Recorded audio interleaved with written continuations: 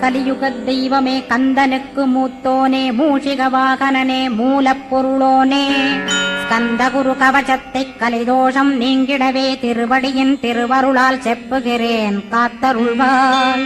சித்தி விநாயக ஜயமருள் போற்றுகிறேன் சிற்பர கணபதே நற்கதியும் தந்தருள்வாய்.